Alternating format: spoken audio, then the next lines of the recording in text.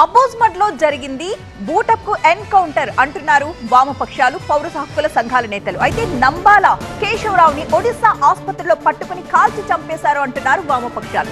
అబోజ్మడ్ encounter పై supreme court జడ్జితో విచారణ జరిపించాలని 27 మంది మావోయిస్టులను పట్టుకుని కాల్చి చంపేశారని ఆరోపిస్తున్నాయి వామపక్షాలు. అనారోగ్యంతో ఆసుపత్రిలో చికిత్స పొందుతుంటే నంబాలను పట్టుకున్నారని అంటున్నారు. చిత్రహింసలు పెట్టిన తరువాతే కాల్చి చంపేశారంటున్నారు పౌర సంఘాల నేతలు, వామపక్షాలు.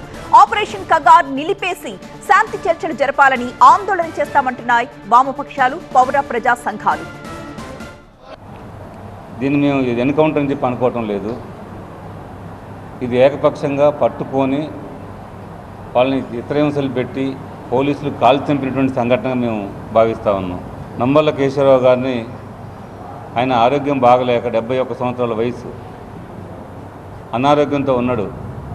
ఆయన ఆసుపత్రిలో చికిత్స తీసుకుంటా ఉంటే ఆసుపత్రి నుంచి ఆయన కిడ్నాప్ చేసి పట్టుకొచ్చి కాలి చంపి ఇక్కడ పడేసినట్టుగా వార్తలు వస్తూ ఉన్నాయి.